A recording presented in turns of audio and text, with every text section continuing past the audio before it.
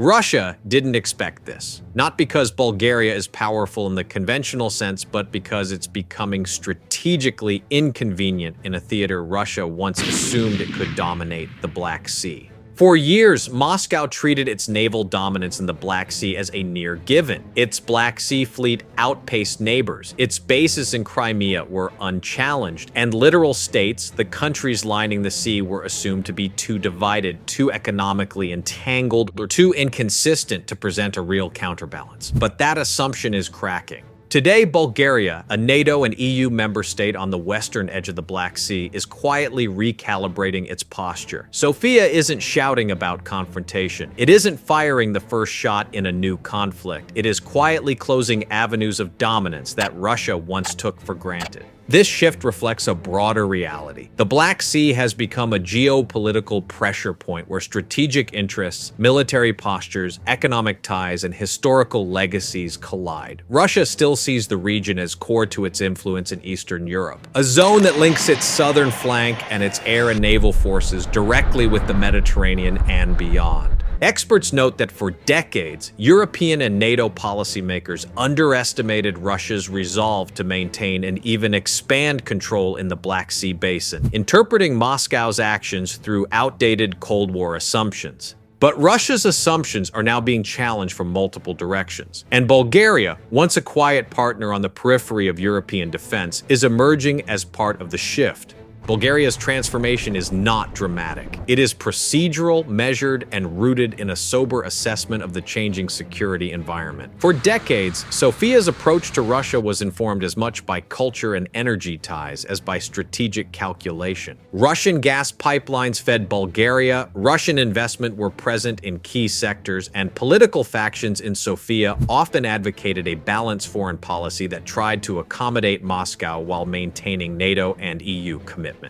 That balance is shifting. The catalyst was Russia's full-scale invasion of Ukraine in 2022. The war exposed vulnerabilities not just in Kiev's defenses, but in Europe's collective sense of security. For Bulgaria, the war was a strategic wake-up call. The 2025 National Defense Strategy, Sofia's guiding framework for military planning, explicitly identifies Russia as a principal threat to national and regional security. This represents a stark departure from the softer language of past decades, and it aligns Bulgaria with its Eastern European neighbors who now view Moscow as a direct danger to peace and stability. But the threat assessment isn't just rhetorical. It now reflects in how Bulgaria thinks about the Black Sea itself, not just as an economic resource, but as a theater of strategic competition. Historically, Bulgaria saw the Black Sea as critical to tourism, trade, and commerce. The region accounts for a significant portion of coastal GDP, especially during summer seasons, and its ports are vital for both imports and exports, but economic value alone can't guarantee security. Russia's posture in the Black Sea since 2014, and especially since 2022, has reinforced why Bulgaria must reconsider its role. Russian naval power operates not just to project force, but to influence political equilibria and to limit the freedom of action of other states in the region.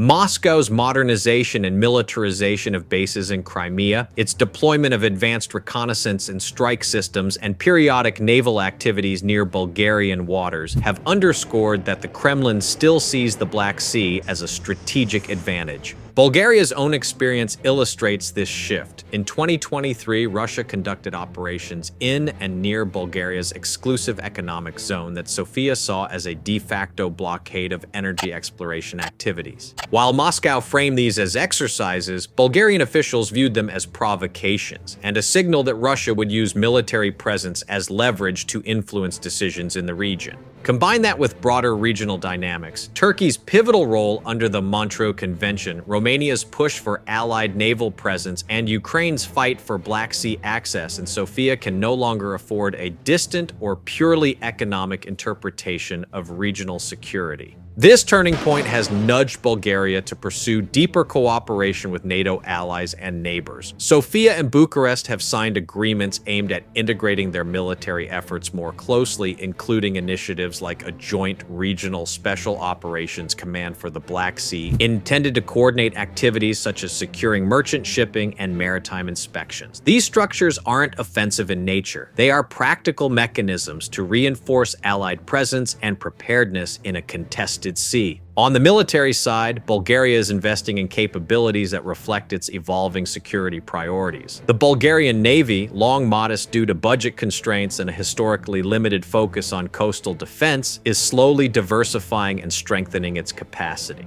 While the fleet is not designed to rival Russia's Black Sea fleet, modernization efforts aim to improve coastal patrols, mine countermeasures, and interoperability with allied navies. Sofia's strategic thinking now embraces the idea that even limited enhancements in capabilities can amplify Bulgaria's contribution to collective defense and complicate adversary calculations. At the same time, Sofia is leveraging external partnerships to strengthen its defense industrial base. In late 2025, Bulgaria signed a more than €1 billion deal with German defense firm Rheinmetall to build a domestic gunpowder and ammunition production facility, part of a broader European push to replenish and strengthen defense supply chains in response to the war in Ukraine. This project will significantly expand Bulgaria's capacity to produce modern artillery shells and munitions, reinvigorating an industry that had diminished after the Cold War. These moves are not accidental. They reflect a recognition that strategic depth cannot rely solely on allied protections. Regional states must contribute to deterrence and readiness. Bulgaria's growing relevance in the Black Sea is inseparable from how NATO itself is adapting to a more contested maritime environment. Since 2022, the alliance has quietly shifted from symbolic reassurance to practical coordination along its eastern flank. And the Black Sea is now treated less as a peripheral space and more as a connected operational zone.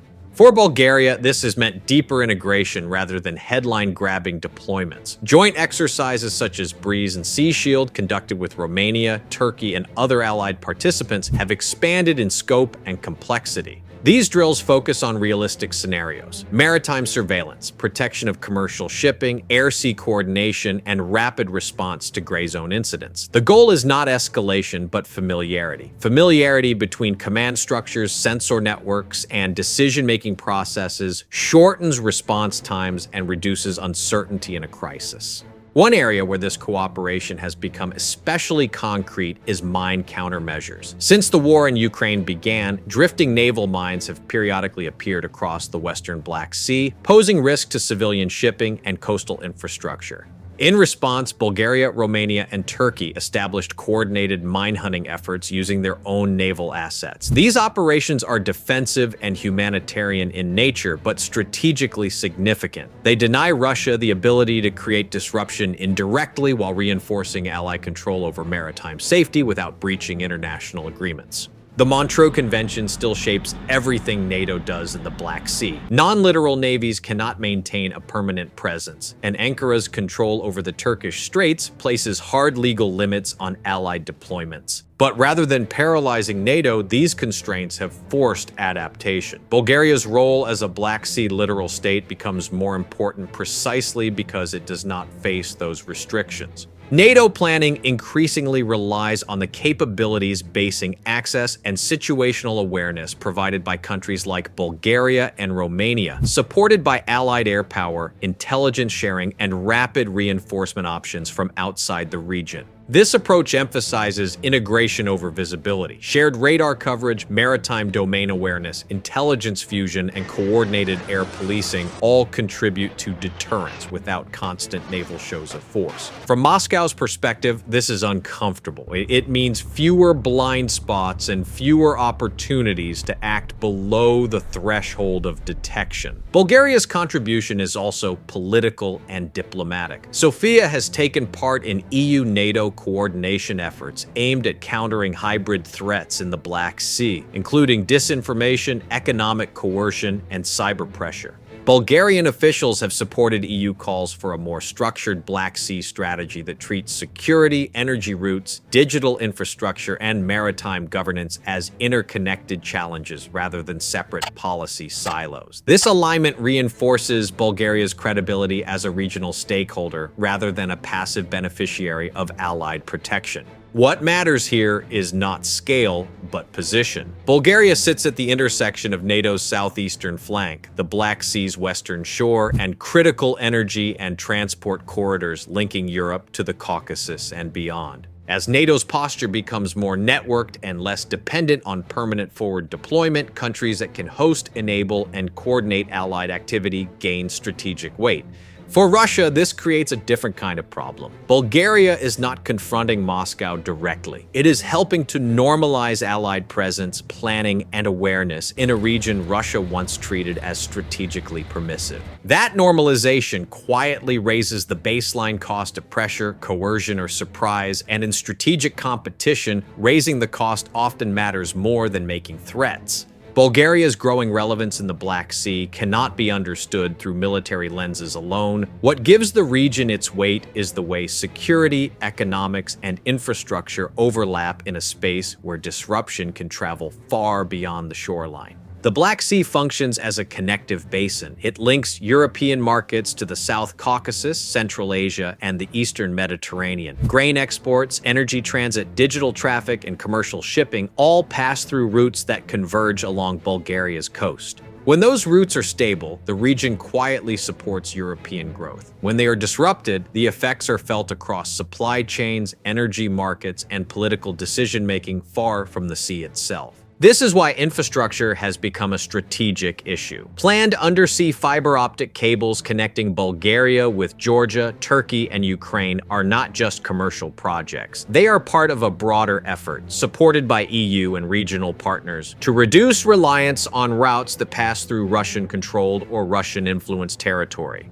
Digital connectivity matters because it underpins everything from financial systems to military coordination. A more diversified network reduces single points of failure and limits the leverage any one actor can exert during periods of tension. Energy flows tell a similar story. The Black Sea is increasingly viewed as an alternative corridor for gas, electricity interconnectors, and future hydrogen routes linking southeastern Europe with the Caspian region and the eastern Mediterranean. Bulgaria's involvement in these projects strengthens its role as a transit state and complicates Russia's traditional use of energy dependence as a political tool. The less concentrated these routes become, the harder it is to apply pressure without collateral damage to multiple partners at once. This economic layer intersects with competition in subtler ways. Western security assessments often note that Russia does not treat the Black Sea purely as a naval arena, but as a space where influence can be applied indirectly. Information campaigns, political messaging, economic pressure, and attempts to shape public debate are all part of a broader effort to keep regional states uncertain, divided, or cautious about deeper alignment with Western institutions.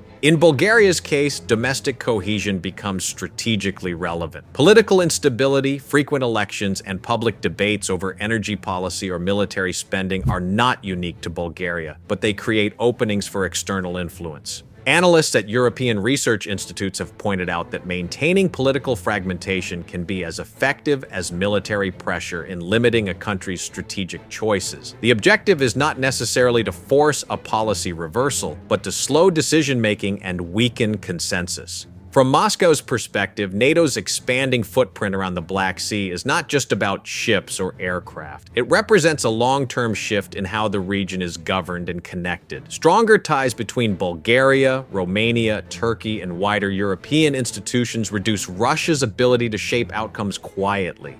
They replace bilateral pressure with multilateral frameworks, where leverage is diluted and responses are harder to isolate.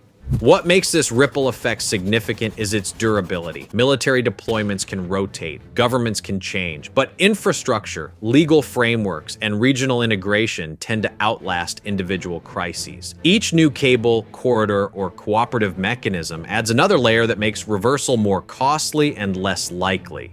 For Bulgaria, this means its importance in the Black Sea is growing even when it appears to be acting cautiously. By embedding itself in economic, digital, and political networks that extend beyond the region, Sofia becomes harder to sideline and harder to pressure without triggering broader consequences. This is the deeper shift Russia has to contend with. Not a dramatic challenge, but a gradual tightening of the strategic environment. Influence that once flowed easily across the Black Sea now encounters more friction, more transparency, and more collective response. And in geopolitics, friction changes behavior. So, what does all this mean from Moscow's perspective? It isn't that Bulgaria has become a military threat capable of defeating Russian forces in the Black Sea. That is not the point. The issue is leverage. Russia's strategic posture relied on several assumptions: limited military presence from adversarial states, economic and political influence over smaller states, and a geopolitical buffer zone where Western alliances would hesitate before projecting substantial force. Bulgaria's evolving role erodes those assumptions. By diversifying energy sources, bolstering defense capabilities, deepening cooperation with NATO allies, and participating in regional security mechanisms, Sofia is reducing the avenues Russia once used to apply pressure without overt escalation. Each incremental strategic shift from defense agreements to industrial partnerships shrinks the ambiguity Russia historically relied on to shape regional dynamics. In practical terms, this means Russia must allocate more attention, resources, and planning to counterbalance not just Ukrainian resistance, but a broader network of European states that are aligning their security postures in ways that limit Moscow's freedom of action. This is why Bulgaria, for all its size, matters, not because it threatens Russia, but because it limits Russia's ability to dominate the Black Sea without consequence. And in modern strategic competition, limitation often matters as much as strength. In the Black Sea of 2025, Bulgaria is becoming a problem for Russia, not through confrontation, but through strategic evolution, a transformation that reflects broader shifts in European security and alters the calculus of regional power. That's the real story.